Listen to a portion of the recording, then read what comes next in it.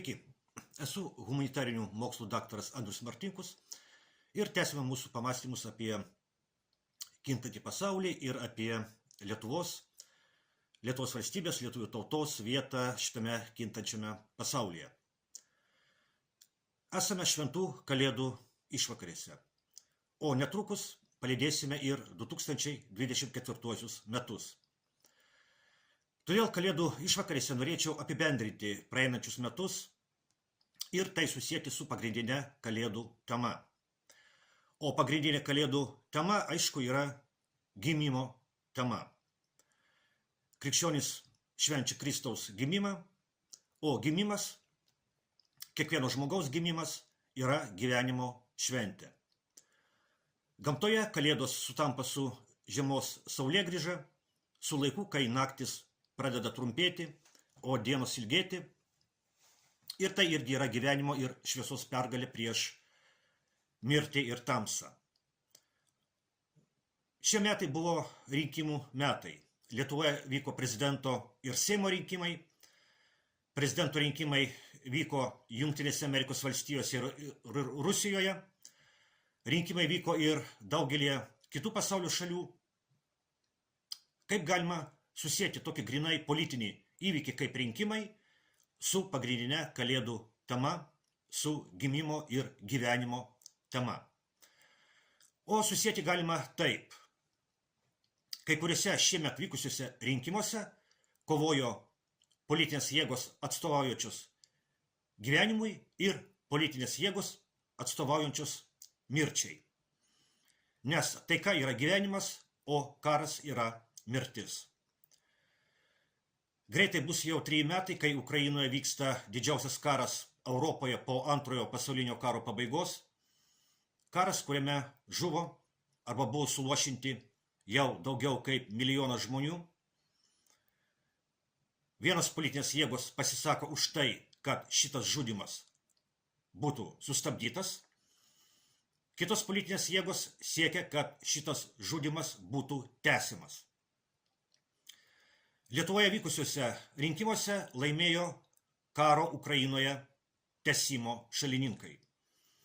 Nes tikslas nugalėti Rusiją mūšio lauke neišvengiamai reiškia, kad karas turi būti tęsiamas.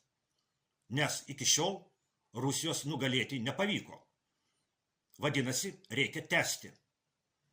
Todėl prezidento rinkimų nugalėtojas Gitanas Nausėda bučiuoja Ukrainos vėliavą ir sako, kad bučiuoja Ukrainos karių kraują. Todėl ir po šių metų Seimo rinkimų Ukrainos vėliava kabo Lietuvos Respublikos Seime.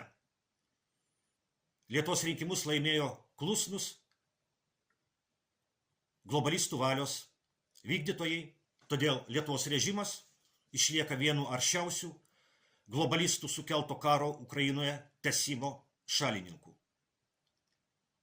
Ačiū Dievui, ne visur Europoje globalistams sekasi taip gerai kaip Lietuvoje. Šis metais rinkimai vyko keliose Vokietijos žemėse ir juose labai gerai pasirodė antiglobalistinės politinės jėgos, kurios pasisako už karo Ukrainoje sustabdymą. Rumunijoje prieš 3 savaitės vyko prezidento rinkimai, juose netikėtai pirmąjį turą laimėjo kandidatas, antiglobalistas.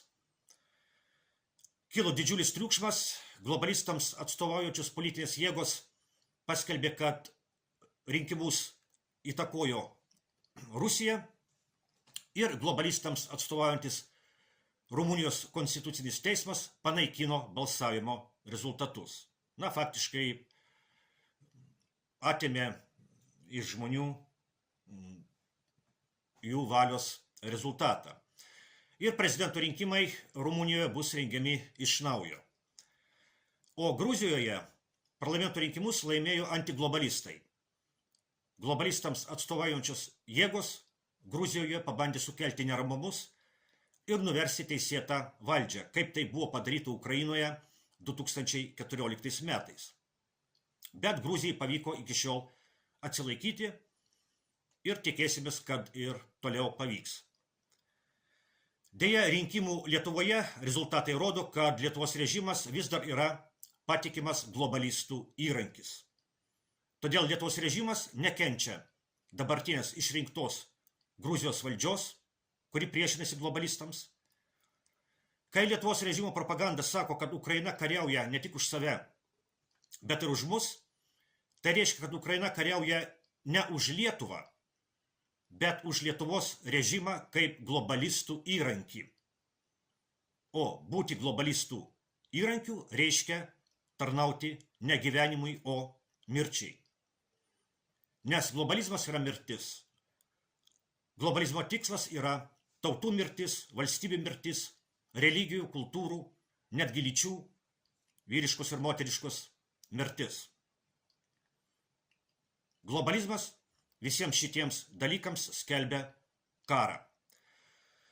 Todėl globalistų sukeltas karas Ukrainoje yra globalistų karas ne tik prieš Rusiją, bet ir prieš Ukrainą, ir prieš Lietuvą, ir prieš visas kitas tautas. Prisiminkime Vytauto Landsbergio gerbėjos Nijolės Oželytės garsųjį posakį. Po 100 metų Lietuva išnyks. Ir tai, pasak jos, bus gerai. Galima paklausti, o kam gerai? Aišku, kad globalistams gerai. Tačiau svarbiausias mūšis šiais metais tarp globalistų ir antiglobalistų vyko Jungtinių Amerikos valstijų prezidento rinkimuose, kuriuose globalistai pralaimėjo. Išrinktasis prezidentas Donaldas Trumpas ne šiaip sau nori sustabdyti karą Ukrainoje. Trumpas puikiai supranta, kad šitas karas yra globalistų karas. Šitas karas yra karas, kuriame globalistų įrankis yra ne tik Ukraina, bet globalistų įrankis yra ir pačios Jungtinės Amerikos valstijos. O Trumpas yra Amerikos nacionalistas. Jis nori išvaduoti Jungtinės valstijas iš globalistų. Todėl jis nori kuo greičiau užbaigti globalistų karą Ukrainoje. Didžiausią savo priešą Trumpas mato ne Rusijoje ir net ne Kinijoje. Taip, Trumpas nedraugaus nei su Rusija, nei su Kinija. Vis dėlto, didžiausią savo priešą šiuo metu Trumpas mato Jungtinių Amerikos valstijų viduje. Tas priešas yra globalistai, kurie pralaimėjo rinkimus, bet kurie tikrai lengvai nepasiduos.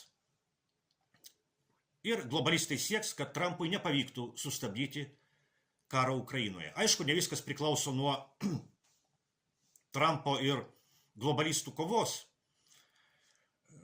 Aišku, daug kas priklausys ir nuo Rusijos pozicijos. Kai bus, parodys netolima ateitis. Aišku, norėtųsi, kad šios kalėdos būtų paskutinės karo Ukrainoje meto kalėdos. Sveikinu visus su artėjančiomis šventomis kalėdomis ir tikiuosi iki naujųjų metų dar pasimatysime.